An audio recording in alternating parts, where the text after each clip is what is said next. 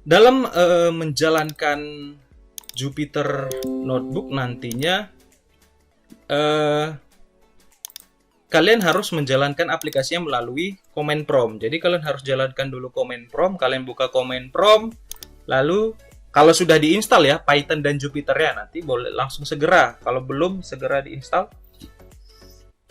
Tinggal kalian masukkan perintahnya seperti ini. Tinggal masukkan perintah Jupyter Notebook kalau sudah terinstall ya. Nah, langsung Jupyter itu menjalankan servernya. Ditunggu aja prosesnya sampai jalan ya. Nah, sampai terbuka ininya ya. Apa ini namanya? Server dari Jupyternya. Jadi karena Jupyter itu mirip seperti SAM ya.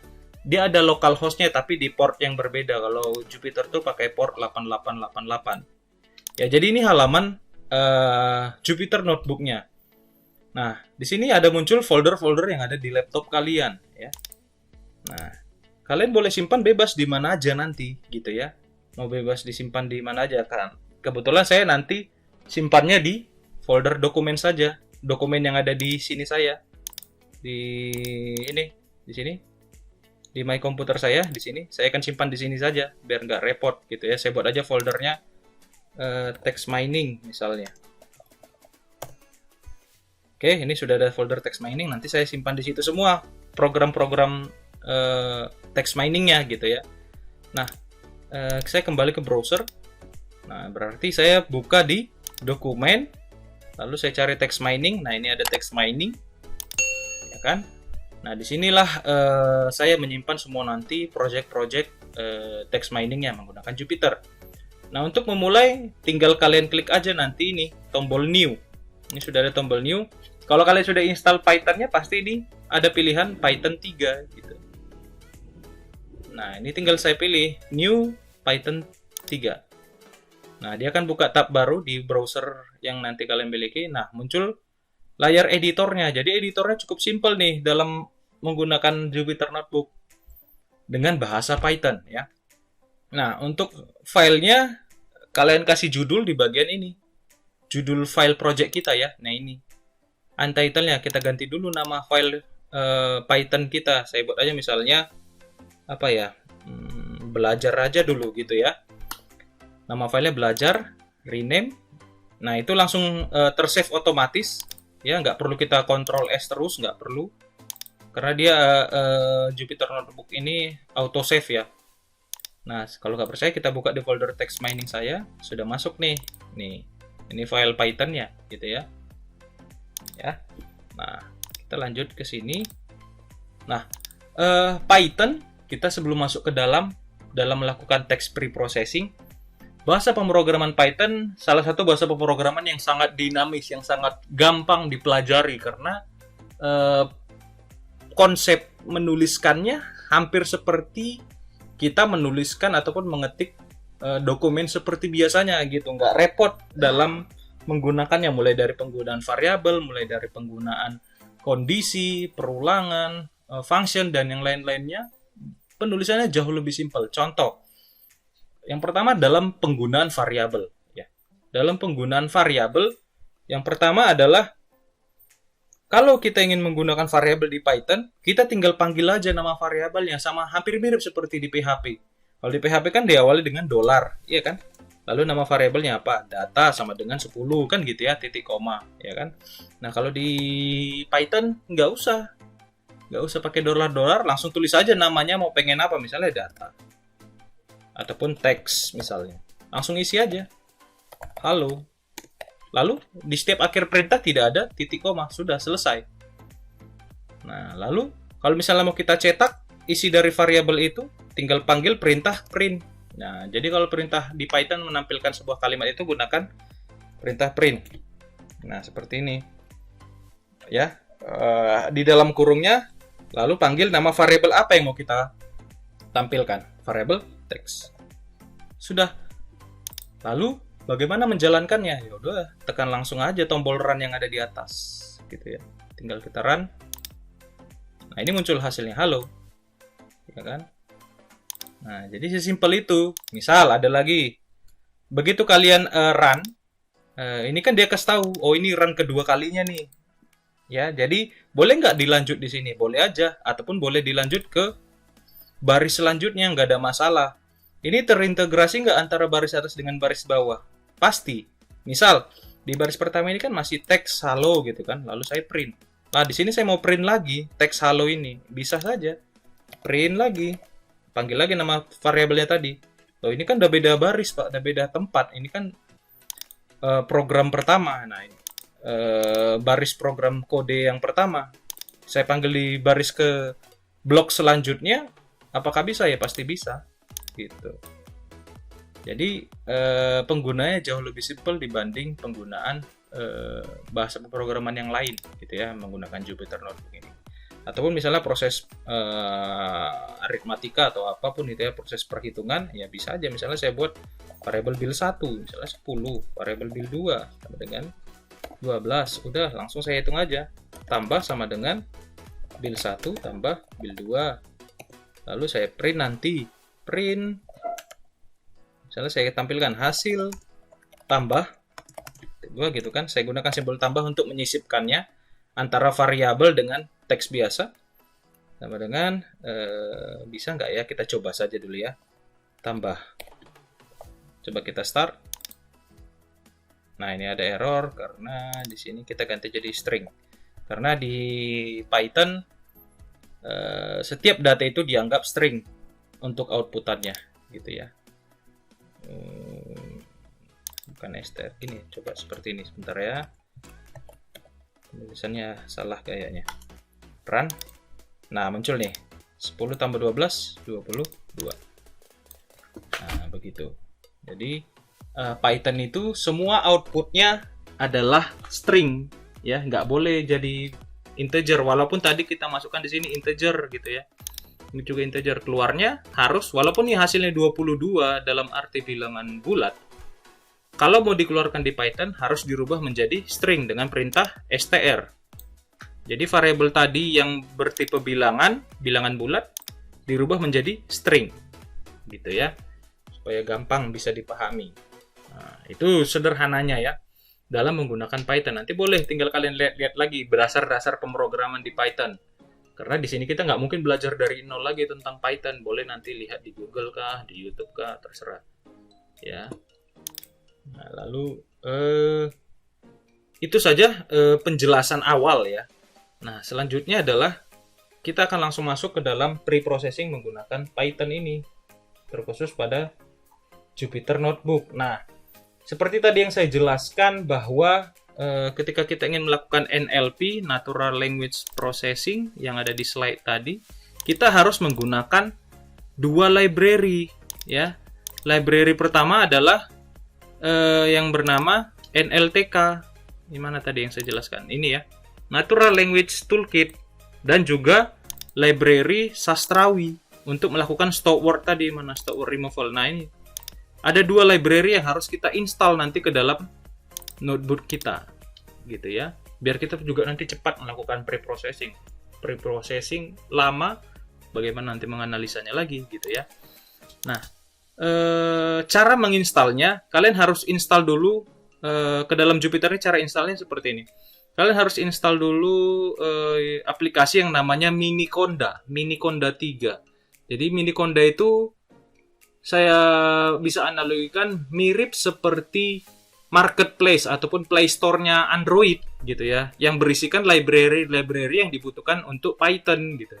Jadi Miniconda ini seperti marketplace lah kita bilang, seperti Play Store-nya Android gitu ya.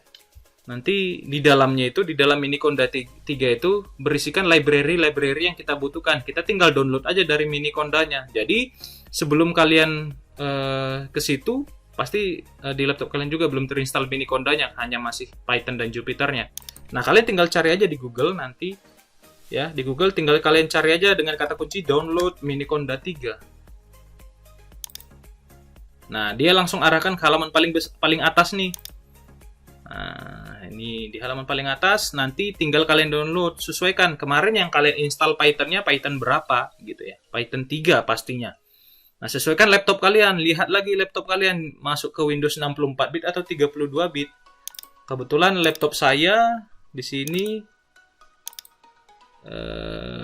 64 bit sepertinya. Ya, ini 64 bit sistem type-nya, tipe sistemnya 64 bit prosesor. Nah, maka sesuaikan download sesuai dengan tipe bitnya laptop kalian ya. Kalau Windows sesuaikan 64, klik yang ini. Yang 32 klik yang di bawahnya. Nah, instalasinya ya sama aja seperti instalasi aplikasi pada biasanya ya. Nah, nanti hasilnya dapatnya seperti ini. Miniconda 3 Pi 39. Ini kalian next saja terus sampai finish gitu ya. Nggak ada masalah ini, kalian next juga, next lagi, I agree. Pokoknya ditekan aja tombol yang berada di tengah itu ataupun di sebelah kanan sampai muncul nanti tombol finish. Nah, kalau Minicondanya sudah terinstall ya, baru bisa nanti kita install library Sastrawi dan library si NLTK ini, gitu ya. Nah, kalau sudah terinstall nanti Minicondanya, kalian cari aja di start menu itu, tuliskan saja Miniconda.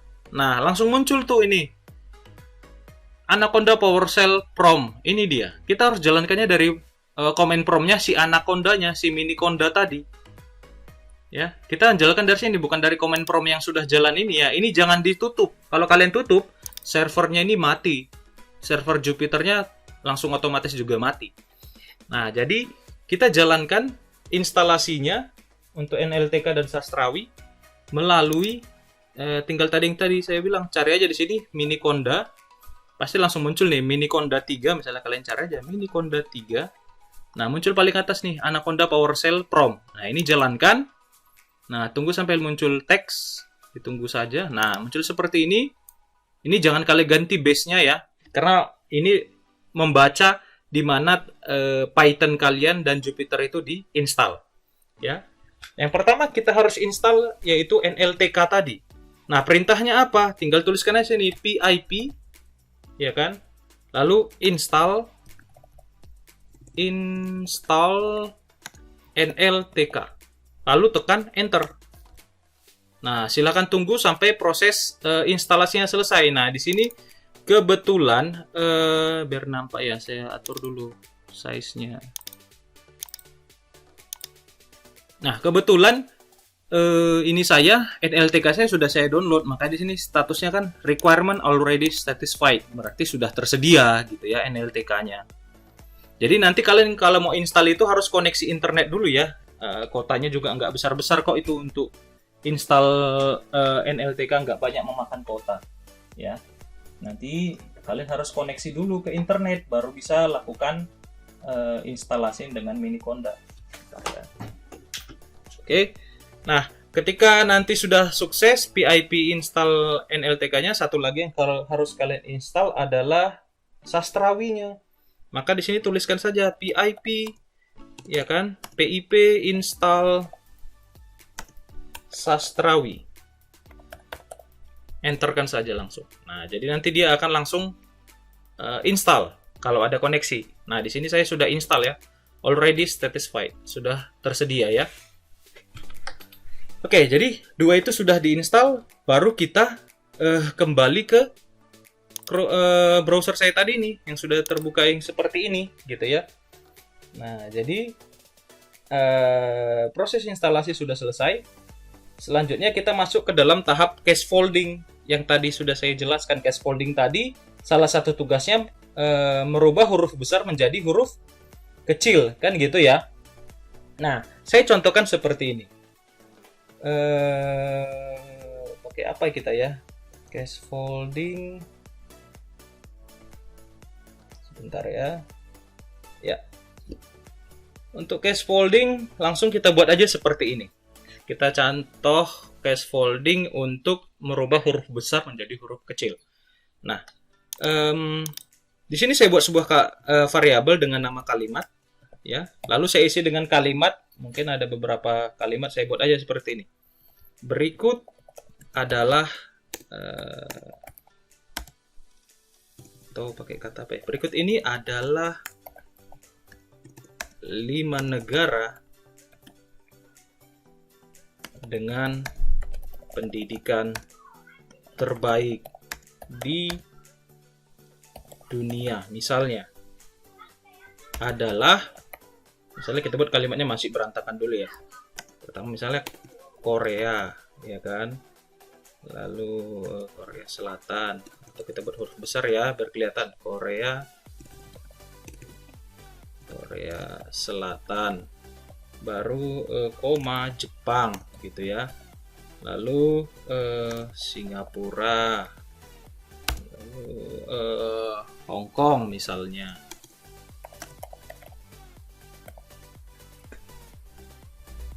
Udah, baru misalnya kita tambah satu lagi Indonesia. Sudah saya isi nih kalimatnya. Sudah saya isi. Berarti kalau kita lihat tadi kalimat ini ada kombinasi huruf besar dan huruf kecil. Yang pertama di B berikut ini ya kan. Lalu di nama setiap negara ya kan, Korea Selatan, Jepang, Singapura, Hong Kong, dan Indonesia. Nah, kita mau kalimat ini menjadi huruf kecil. Nah, dengan perintah seperti ini. Saya buat satu variabel untuk menampung kalimat ini menjadi huruf kecil. Berarti saya buat aja misalnya lowercase misalnya namanya ya. Seperti ini, saya buat variabel baru yang perintahnya adalah variabel kalimat yang sudah ada tadi ya. Saya gunakan simbol titik, panggil properti lower. Maka teksnya itu nanti pasti huruf kecil semua gitu. Yang ada huruf besar dia akan dibuat huruf kecil. Nah, kita coba print isi dari lower. Karena kan yang menyimpan huruf kecil semua bukan lagi variabel kalimat, tapi variabel lower case. Ya kan? Karena kan lihat ini perintahnya. Kalimat ini berisi kalimat ada variasi huruf besar dan huruf kecil, ada angka ya, ada spasi gitu. Nah, saya buat sebuah variabel lower case yang tugasnya adalah isi dari variabel kalimat. Semua teksnya dibuat menjadi huruf kecil dengan perintah titik lower buka kurung tutup kurung. Berarti nantinya isi dari variabel lowercase ini adalah ya ini juga isinya, tapi semua teksnya sudah menjadi huruf kecil. Kita akan coba, saya run. Lihat, perhatikan, huruf kecil semua tidak? Atau kita buat dua gini ya, print kalimat, ya kan? Baru kita print lowercase-nya. Nah, perhatikan. Ini dari isi variabel kalimat. Huruf B-nya masih huruf besar ya. Semua nama-nama negara juga masih huruf besar. Nah, ketika kita masukkan perintah print lowercase, kalimat yang ada di atas ini semua menjadi huruf kecil. Nah, betul ya. B-nya sudah huruf kecil. Nama negara, K-nya sudah, S-nya sudah, J-nya sudah, S-nya sudah, H, K sudah benar, I-nya untuk Indonesia juga sudah. Sampai sini bisa dipahami untuk melakukan case folding kira-kira. Ini tahap pertama, case folding untuk mengganti huruf besar menjadi huruf kecil. Bisa dipahami ya, bisa dimengerti aja dulu, jangan dulu dicoba. Nanti boleh dicoba setelah perkuliahan ini aja biar bisa kalian telaah dulu. Atau ada yang mau ditanyakan sampai tahap merubah huruf besar menjadi huruf kecil di bagian case folding? Tidak, Pak. Oke. Nah, selanjutnya adalah di bagian case folding masih ya. Bagaimana cara kita menghapus angka yang ada di dalam kalimat ini? Misalnya di kalimat ini tadi kan ada angka 5 nih ya. Ini juga ada angka 5. Kita mau membersihkan itu. Angka juga dianggap noise di dalam teks ya. Di dalam text mining angka itu dianggap perusak analisa nantinya. Karena angka itu kan nggak menjelaskan sebuah informasi kan. Dia hanya mengindekskan. Tujuan angka itu kan mengindekskan sebuah data kan gitu ya. Fungsi angka. Nah, selanjutnya di case folding setelah kalian buat huruf kecil, kita harus hapus angkanya. Nah, caranya bagaimana? Nah, kalau untuk menghapus itu kita harus pakai library NLTK tadi. Kalau yang ini belum pakai library NLTK ya, hanya menggunakan perintah lower aja. Nah, kalau kita mau melakukan penghapusan angka, kita baru gunakan NLTK tadi yang sudah saya install yang di atas ini. Ya. Caranya, pertama kita import dulu library si NLTK tadi dengan perintah import yang nama fungsinya adalah RE untuk kepanjangan regular expression. Saya kasih hashtag sebagai komentar ya. ini sebagai regular expression. Ya, gitu. Jadi kita import dulu. Ini simbol hashtag ini sebagai komentar ya. Ini nggak dijalankan, hanya sebagai keterangan saja. Nah, lalu kalimat yang sudah ada tadi yang kita punya, ya kan? Kita hapus angkanya dengan perintah seperti ini. Saya buat aja sebuah variabel di sini namanya hasil, ya. Lalu saya masukkan di sini perintahnya seperti ini untuk menghapus angka. RE regular expression tadi titik sub buka kurung, ya. Lalu R buka kutip 2, lalu backslash D dan simbol plus, lalu tutup kutipnya, ya, lalu koma, kutip 2 kali, koma, isi dari variabel kalimat. Gitu. Jadi di sini perintah re.sub ini artinya kita menjalankan regular expression yang ada di NLTK. Nah, ini adalah pengenal data bilangan ya. D itu menyatakan bahwa nanti data yang mau diambil itu adalah data bilangan. Kalau /s tadi semua teksnya ini hilang nanti gitu ya. /s itu untuk string ataupun char, /d itu untuk bilangan bulat. Double kan, kalau double kan bisa integer, bisa float kan gitu ya. Nah, kan sudah pernah belajar pemrograman dasar kan. Kalau double itu kan tipe data double itu kan bisa menyimpan range angka desimal dan juga bilangan bulat. Maka saya buat di sini /d. R itu read gitu ya. Read bilangan yang termasuk double baik itu desimal ataupun integer kan gitu.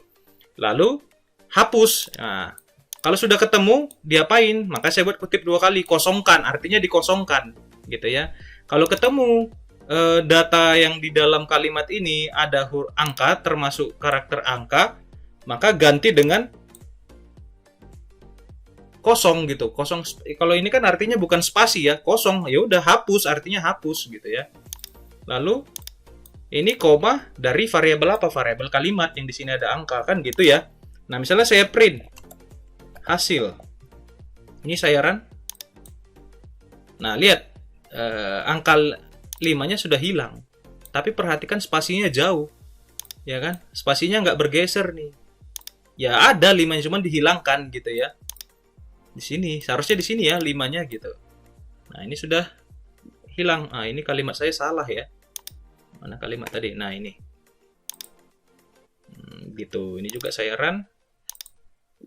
Nah, jadi angkanya sudah hilang. Lah, ini Pak masih ada huruf besar. Berarti yang kita hapus angkanya bukan di variabel kalimat, tapi di variabel lower case. Ini saya ganti jadi lower case.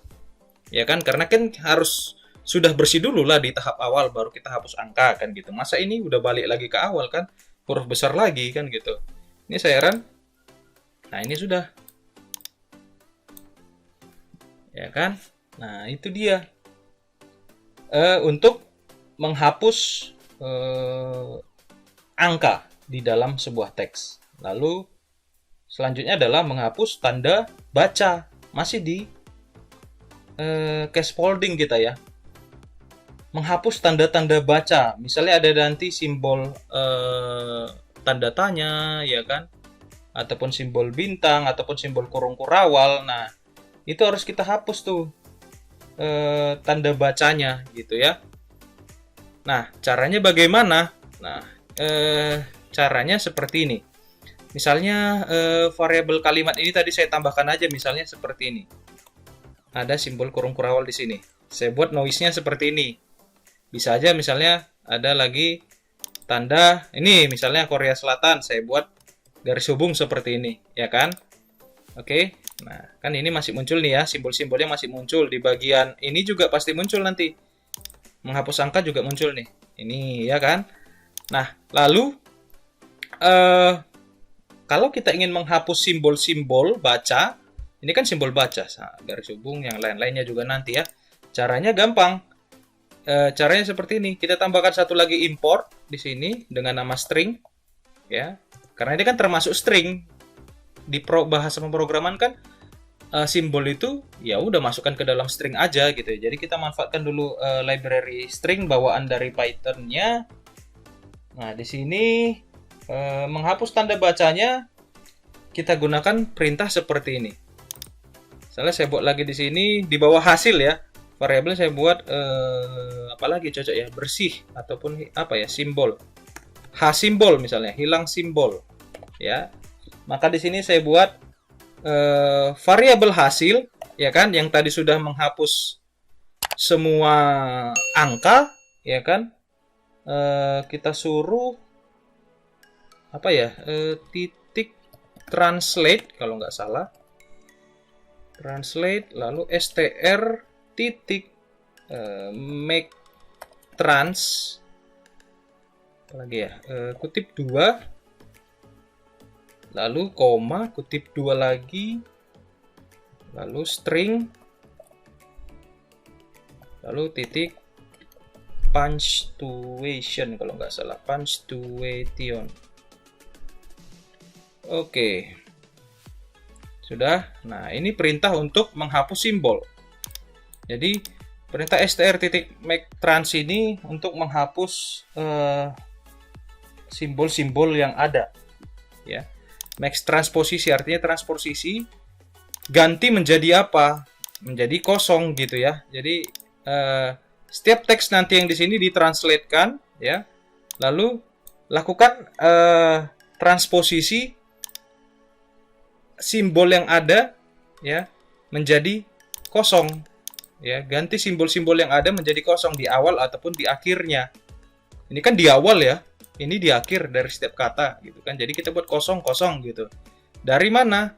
Dengan perintah string punctuation ini untuk menghapusnya itu tadi. Perintah punctuation ini lah yang bertugas menghapusnya itu. Ya.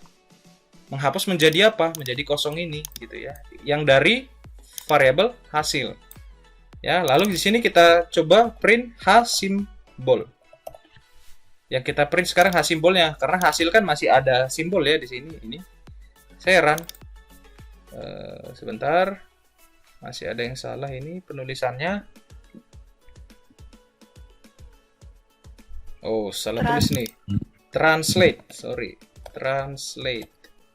Oke, hasil translate. Oke, sudah, saya run. Nah, sudah hilang tuh. Simbol tadi yang di atas ini sudah hilang.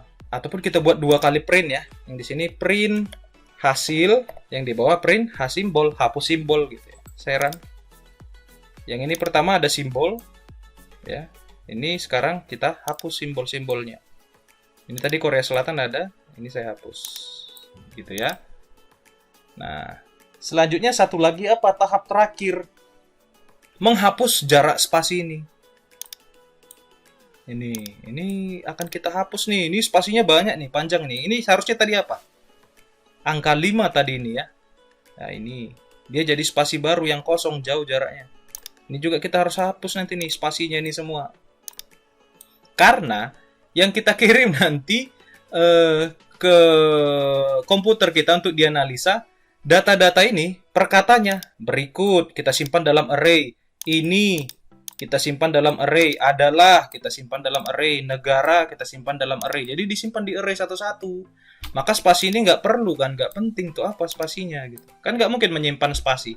Spasi kan bukan teks, ya kan, bukan data, bukan informasi spasi secara bahasa Indonesia kita, gitu ya. Bahasa Inggris juga mana ada arti dari spasi ketika kalian mengetik kan gitu. Nah sekarang kita akan bersihkan nih spasi-spasinya ini, gitu. Ya. Kita coba, ini kan ada spasi panjang nih. Ini, ya kan? Ini juga ada spasi panjang. Kita harus bersihkan ini. Ataupun nanti spasinya berada di awal kalimat ini. Misalnya seperti ini. Sorry ya. Di sini, ini kan kalimat aslinya ya. Di sini ada spasi seperti ini. Lalu ada spasi lagi di ujungnya gitu. Nah, ini kan sangat merepotkan. Misalnya ini saya save ya, saya run. Nah, ini kan ada spasi ya. Nih. Ini juga kalau saya run juga ada spasi di awalnya. Nah, lalu saya akan hapus spasinya tadi. Nah, dengan cara seperti ini. Saya tuliskan aja H spasi untuk hapus spasi. Nah, perintahnya adalah isi dari variabel hsimbol tadi kan, yang sudah kita hapus simbolnya, titik apa ya? Saya lupa. Strip kalau nggak salah. Buka kurung, tutup kurung. Spasi hsimbol titik strip. Oke, kita coba. Kita tampilkan di bawah. Print spasi. Saya run. Nah, ini kan spasinya ada tadi di awal. Atau di akhirnya juga ada spasi nih. Ini sudah kita bersihkan. Nanti untuk spasi ini di bagian stemming ya, di bagian tokenization ya. Sorry, tadi saya salah jelaskan. Menghapus spasi yang dimaksud adalah di awal dan di akhir kalimat ya. Menghapus spasinya ini dengan perintah strip. Untuk menghapus ini nanti spasi antar kata ini nanti diproses tokenisasi ya, memecah-mecahnya menjadi sebuah kata. Kalimat ini kita akan pecah-pecah menjadi kata-katanya. Sampai sini bisa untuk proses scaffolding. Ada yang mau ditanyakan mulai dari membuat huruf kecil, lowercase, menghapus angka, menghapus tanda baca, dan menghapus spasi di awal dan di akhir kalimat. Ada yang mau ditanyakan sebelum kita masuk ke dalam tokenisasi?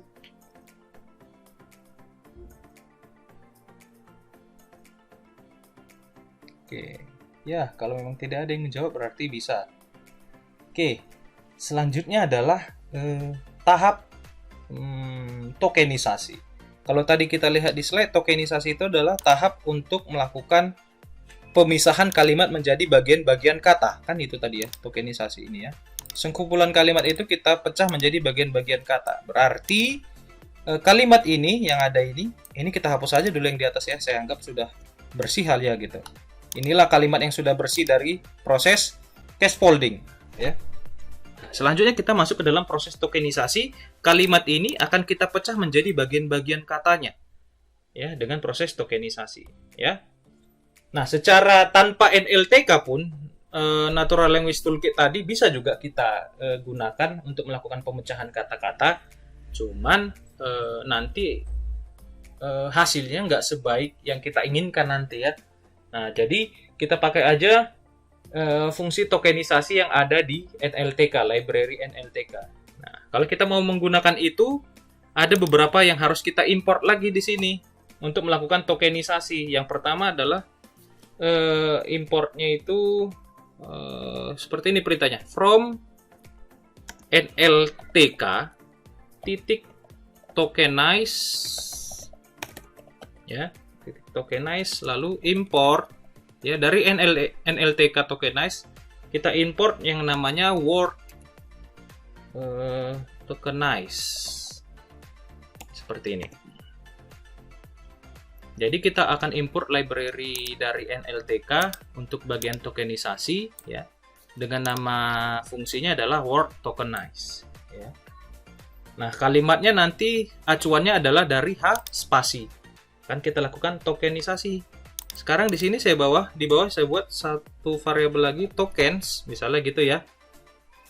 Sama dengan NLTK titik tokenize ya, titik tokenize titik word underscore tokenize dari variabel apa? Spasi. Gitu. Ya, lalu kita coba, saya print isi tokennya, isi tokenize-nya, print, kita kasih keterangan ya, hasil token nice, misal seperti ini, \n. Saya plus dengan isi dari tokens. Coba saya run. Ini saya run, apps. Nah, simbol strip kenapa nggak bisa? Bentar ya.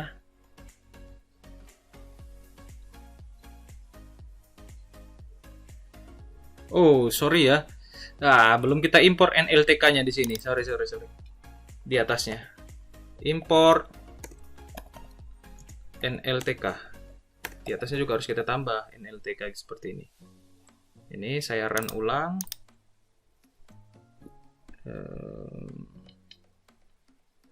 can only concatenate str to list to str. Mana nih? H spasi. Langsung aja token saja dulu ya. Kita hapus dulu ini. Sebaran. Nah, di sini sudah. Karena tadi saya buat kombinasi ya, gak apa-apa. Nah, perhatikan hasil tokenize-nya sudah menjadi array. Ini kan ada simbol array nih. Nah, array-nya di indeks 1 itu berikut. Ini adalah negara, ya, dipisah-pisah per kata. Tidak lagi kalimat sekarang. Ini tadi yang kalimat. Sesudah kita bersihkan dengan case folding. Lalu kalimat ini kita pecah-pecah menjadi sebuah kata. Ini dia. Spasinya kemana? Udah hilang, udah nggak ada lagi tuh spasinya. Yang ini tadi udah nggak tersimpan lagi. Gitu ya. Jadi perhatikan di sini semua kata-katanya itu. Ini kan sampai ke Hong Kong. Nah, ini kan aneh ya. Itu kan nama negara gitu kan. Nah, itu nanti ada kekurangannya di dalam melakukan text processing. Nanti kan saya ajari juga bagaimana kalau nama negaranya terdiri dari 2 kata, ya kan? Kayak Hong Kong, apalagi ya negara yang terdiri dari 2 kata nama negaranya. Apa kira-kira? United States ya. Nah, itu kan 2 kata. Seharusnya itu jangan dipecah kan, ini dipecah nih Hong dengan Kong. Tapi biar dulu, ini kan kita masih belajar dasar. Gak apa-apa, yang penting sudah terpecah menjadi kata-kata yang baru gitu ya. Sudah terpecah dari kalimat ini menjadi sebuah kata yang disimpan dalam array. Dari indeks 0 sampai indeks berapa nih? 0, 1, 2, 3, 4, 5, 6, 7, 8, 9, 10, 11, 12, 13, 14, 15, 16, 17.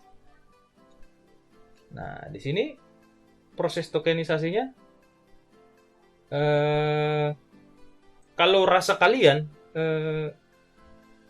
dari proses tokenisasi ini masih ada yang belum lolos dari case folding, bisa dimundurkan lagi nggak ini menjadi proses case foldingnya? Bisa-bisa saja gitu ya. Nanti tinggal ini kalian saja, kebutuhan saja. Tapi kan kita sudah melalui tes case folding tadi, jadi nggak perlu kita cek lagi ke atas ya. Sudah pasti ini udah murni, udah bersih gitu ya. Sampai sini ada yang mau ditanyakan untuk penggunaan tokenisasi? Jadi dengan Python ini jadi lebih simple kita ya mempelajari data ini gitu. Jadi untuk melakukan program mengolah data, bayangkan aja perintahnya hanya segini gitu. Kalau kita tadi paksa pakai PHP ataupun apa lagi ya, VS Code atau C# atau Visual Studio untuk melakukan pre-processing data ini, ya bisa panjang sebenarnya. Di dalam perintah ini aja kita nggak tahu nih ada proses apa sebenarnya di sini. Ini kan tinggal kita pakai fungsi yang ada saja gitu ya kan. Lalu ada proses translate ini, proses strip. Nah, itu kan ada step by step logika programnya gitu. Nah, dengan Jupyter Notebook ini kita dipermudah aja ya dalam menggunakan text processing di dalamnya gitu. Kita dipermudah gara-gara si library tadi, NLTK dan Sastrawi gitu ya. Nah, selanjutnya adalah kalau sudah kita lakukan tokenize, kita mau ngapain lagi? Ini kan sudah menjadi data number sebenarnya gitu loh. Data ini sudah muncul, sudah terindeks ya. Tinggal nanti kita bisa menghitung ada berapa banyak kalimat itu muncul. Nah, bagaimana cara kita tahu data yang sudah kita buat array ini jumlah kalimat, jumlah kata itu sudah berapa kali muncul? Misal kayak seperti kata adalah, ini kan ada 2 kali muncul ya. Ini, gitu kan? Kita mau hitung nih kata-kata yang sudah kita pecah-pecah ini berapa kali sih kemunculannya di dalam satu kalimat ini, gitu ya. Nah, caranya bagaimana? Tinggal kita buat aja di sini frekuensi, ya kan, untuk menghitung tingkat kemunculan kata itu, ya. Oh ya, sorry, sebelum kita masuk ke situ, kita tambah dulu untuk menghitung frekuensinya tadi. From NLTK titik probability import dari library yang namanya distribution, frekuensi distribution, ya. Itu nama yang harus kita tambah, bukan from ya, from. Oke. Nah, di sini saya tuliskan frekuensi sama dengan NLTK titik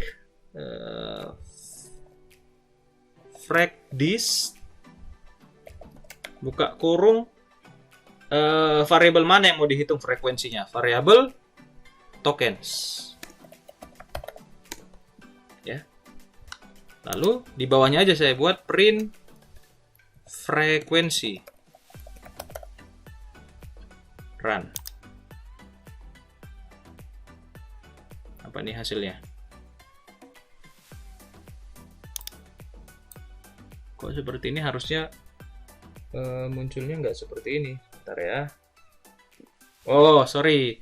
Bukan hanya titik seperti ini, harus ada saya tambah lagi atributnya. Titik mouse mouse underscore common kalau nggak salah. Lalu saya run. Nah, perhatikan ini kan tadi dari sini untuk tokenisasi. Nah, di bawahnya ini dia hitung kata-kata yang sudah kita tokenisasi, dia hitung. Kata adalah muncul 2 kali. Kata berikut muncul 1 kali. Kata ini muncul 1 kali. Kata negara muncul 1 kali gitu ya. Kata dengan muncul 1 kali. Nah, ini pas benar muncul 1 kali semua ya. Gitu ya. Nah, jadi sebenarnya kalau kita ini ya mencari topik pembahasan, berarti kuncinya apa? Frekuensi kata yang sering muncul apa? Ya itu berarti topiknya, kan gitu ya secara logika kita ya.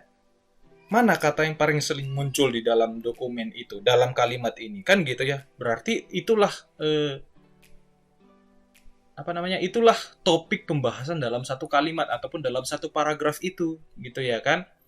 Ya, tapi di sini masih belum bersih sebenarnya, pre-processingnya belum selesai. Kalau kita bilang, oh topiknya karena kita lihat di sini adalah 2. Oh berarti topiknya adalah, kan nggak mungkin. Ya kan?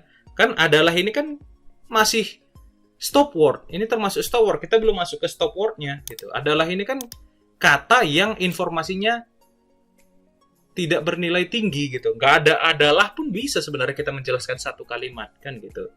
Nah, ini belum bisa kita bilang bahwa ini adalah topik pembahasan. Nggak bisa, gitu ya. Nah, selanjutnya adalah kita mau menghapus stop word. Ya, contoh ini adalah, di, dan, apalagi ya tadi ya, ini, itu kan stop word tuh. Nah, kita harus bersihkan itu dengan menggunakan stop word. Ya. Nah, sebentar, kita langsung masuk ke dalam stop word tadi. Kalau stop word itu tadi penjelasannya menghapus kata-kata yang biasanya muncul dan dianggap tidak memiliki makna, ya. Ini yang, dan, di, dari, adalah, gitu ya. Kita coba menggunakan stop word. Nah, kalau untuk stop word perintahnya ada beberapa yang harus kalian tambah.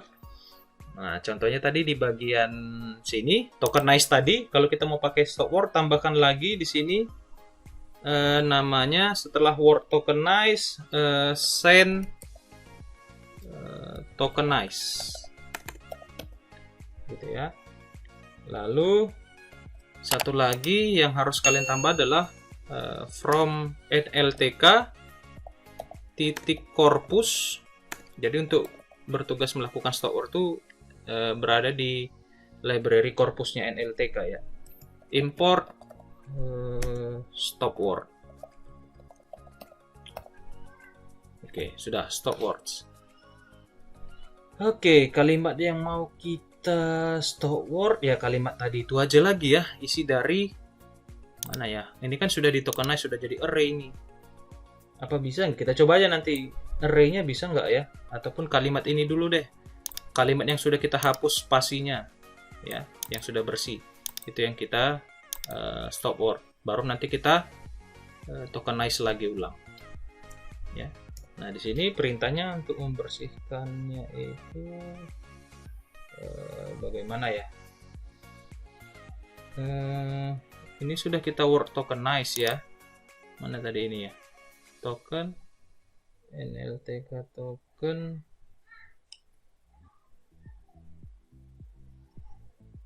word tokenize ini sudah ya kan, udah spasi. Baru di sini kita buat list stop word, atau kita buat di sini katanya apa ya biar bisa dipahami. List itu pun boleh lah ya, list.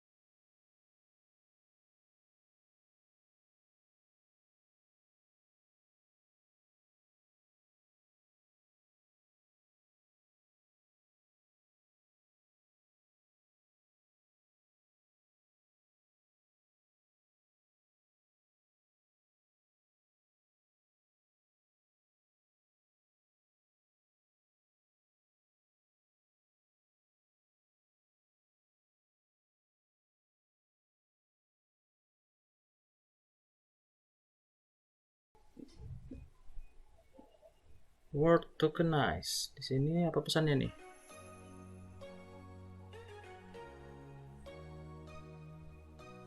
Oh, seperti ini belum saya install. Kita nggak usah pakai yang ini ya. Kita pakai yang satu lagi aja, yang pakai sastrawi saja langsung. Nah, kalau pakai sastrawi lebih cepat. Kalau ini nggak, kita balikkan ke awal dulu ya. Saya balikkan ke posisi awal kita. Ini karena teks Indonesia itu nggak dikenali di library saya, NLTK Corporanya, nggak apa-apa. Nanti saya akan ajarin lagi yang dengan itu. Saya hapus dulu ke posisi awal tadi. Mana tadi ya? Ini ya. Oke, most common gini ya. Ini kan kalau kita run sudah muncul yang tadi ya.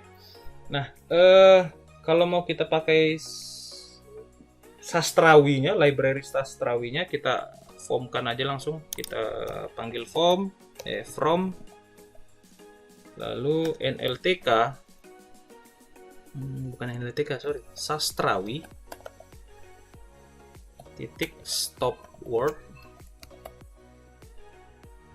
remover, lalu titik stop word lagi, stop word huruf besar kecilnya harus sesuai ya, remover factory, import dari stop word. Ini cukup panjang nih, stop word remover factory. Lalu tokenize sudah ada ya. Oke, selanjutnya adalah di dalamnya ini kita tuliskan variabel satu yang bernama factory. Sini tuliskan perintahnya stop word remove factory, buka kurung, tutup kurung. Buka kurungnya mana? Oke. Lalu stop word seperti ini. Masukkan di sini factory titik yang di atas tadi ya, variable factory kita. Create stop word remover. Oke. Sudah. Baru di sini saya panggil stop. Saya buat variable stop sama dengan stop word yang sudah kita buat di atas, titik remove dari, wah ini harus huruf ininya dulu ya, nggak perlu kita tokenize dulu. Berarti yang mau kita remove ini isi dari hasil ya, hasimbol, sorry, bukan hasimbol, haspasi. Oke, baru ya udah kita hapus tadi itu stoppernya. Lalu kita buat satu variabel untuk menampung hasil stop word-nya dengan nama hasil aja ya. Hasil sama dengan nltk titik tokenize. Enggak tokenize lagi ya. Sorry. Di sini oh iya, sorry. Nah, ini sudah selesai. Ini saya cut, saya pindahkan di bawah ini. Baru saya tokenize. Dari, bukan lagi haspasi yang saya tokenize. Berarti dari stop. Ya. Di sini. Nah, di sini isi tokens-nya yang di tokenize itu setelah stop word-nya dibersihkan, ya. Jadi tadi di sini ada yang kita tambahkan di bagian sastrawi stop word remover titik stop word remover factory, import dari stop word remover factory. Lalu mana tadi ini factory, kita variable factory saya set menjadi sebuah perintah stop word. Jadi semua stop word-nya dimasukkan dalam variable factory. Kalau kita lihat nanti stop word-nya ini dari sastrawi sudah disediakan tuh kata-kata apa saja yang merupakan stop word. Jadi isi dari kata-kata stop word-nya ini disimpan ke dalam variable factory. Lalu variable stop word membaca isi dari factory ini, lalu di create stop word remover-nya, ya, dimulai membersihkan nih nanti gitu ya kalimatnya gitu. Tapi kita akan coba jalankan dulu. Baru isi dari stop word-nya itu ya membersihkan dari isi variable haspasi. Lalu variable stop yang sudah membersihkan stop word removal-nya kita tokenize, kita pisahkan per kata-kata lagi gitu ya. Saya run. Oke, sebentar, ada sastrawi. Salah ketik kayaknya saya ya. Sastrawi. Ini kayaknya huruf besar, sorry. Kita coba run lagi. Nah, sudah nih. Nah, ini dia. Ini hasil tokenize. Yang frekuensi kita tutup aja dulu. Seperti ini. Hasil spasi juga kita tutup. Inilah hasil tokenize yang sudah dihapus stop word-nya. Nah, hilang tuh kata adalah. Perhatikan. Kalimat adalah hilang ya. Negara pendidikan terbaik dunia. Ada Korea Selatan, Jepang, Singapura, Hong Kong, Indonesia. Nah, kan tadi kalimatnya di atas kan gini. Berikut adalah, hilang tuh kata berikut. Apalagi yang hilang? Ini adalah. Ya kan? Terbaik enggak? Di juga hilang. Ya kan? Baru apa lagi? Dannya juga hilang. Ya. Ya kan? Nah, jadi ataupun mau kita bandingkan ya hasil tokenize yang tanpa stop word dan tokenize yang sudah kena stop word. Oke, kita buat aja gini. Tokens 2 ya kan? Kita tokenize dari apa tadi sini? Haspasi ya. Oke. Saya run. Salah tulis. Spasi. Oke, run. Oh, belum kita print. Print tokens 2. Saya run. Nah, ketikan ini tokenisasi yang belum menghapus stop word removal, belum menggunakan stop word removal, kan ini dia. Sedangkan yang ini tokenize yang sudah dilakukan stop word removal. Apa yang hilang? Berikut, ya kan? Ini hilang, adalah hilang. Apalagi dengan hilang, ya kan? Di hilang juga, ya kan? Dunia adalah, nah, adalah juga udah hilang kan? Yang lainnya masih muncul, dannya juga sudah hilang. Nah, jadi kita sangat dipermudah nih dengan sastrawi ini. Kita nggak perlu lagi menentukan apa sih kata-kata yang harus dibersihkan gitu kan. Kan kadang kita nggak tahu nih apa aja sih kata-kata yang termasuk dalam stop word-nya si sastrawi kan gitu. Nanti boleh kalian cari aja, kalau nggak salah itu sudah ada yang menyediakan listnya, list sastrawi itu apa aja. Misalnya saya cari di Google misalnya Pi sastrawi. Misalnya seperti ini Pi sastrawi. Kalau nggak salah ini sih, ada sih kemarin yang sudah menyediakan apa saja yang yang dihapus itu apa ya. Misalnya saya buka di sini sastrawi, SRC sastrawi, baru stop word remover. Lalu di bagian sini kalau nggak salah ini atau ini kayaknya factory. Nah, inilah kata-kata yang sudah di-set oleh sastrawi yang merupakan stop word-nya, ya. Ini sudah banyak ini. Nah, kalau kalian mau tambah nanti minggu depan kita akan pelajari bagaimana menambah stop word-nya ini gimana, Pak, gitu ya. Ini kan kadang ada aja pasti kekurangan dari yang sudah dibuat orang. Ini kan yang sudah dikerjakan orang lain. Kita bisa pakai library-nya ke sistem kita ini tadi, gitu ya. Nah, jadi kalau kita lihat di sini nih kan adalah, ada, adanya, adapun, agak, agaknya, agar, akan, akankah, akhir. Nah, ini semua sudah di list nih kata-kata yang termasuk dalam stop word removal gitu ya. Jadi itu dulu yang kita pelajari sampai di video ini, di demo yang saya jelaskan ini, mulai tahap apa tadi, case folding, ya kan, mulai dari kawan-kawannya tadi membuat lowercase, menghapus angka, menghapus white space, menghapus simbol, lalu melakukan tokenize, lalu kita lakukan stop word, baru kita tokenize ulang gitu ya. Nah, jadi bisa nanti kalian coba di laptop kalian masing-masing jika sudah diinstal Python dan Jupyter-nya ya. Nanti silakan diikuti aja step demi step videonya, nanti saya akan share di GC ya kan. Boleh kalian ikutin step by stepnya, tapi usahakan sudah menginstal ini dulu baru kalian mulai ya. PIP install sastrawi dan PIP install NLTK. Nah, begitu saja. Nanti boleh kalian coba ikutin dari video demo yang saya buat nantinya ya.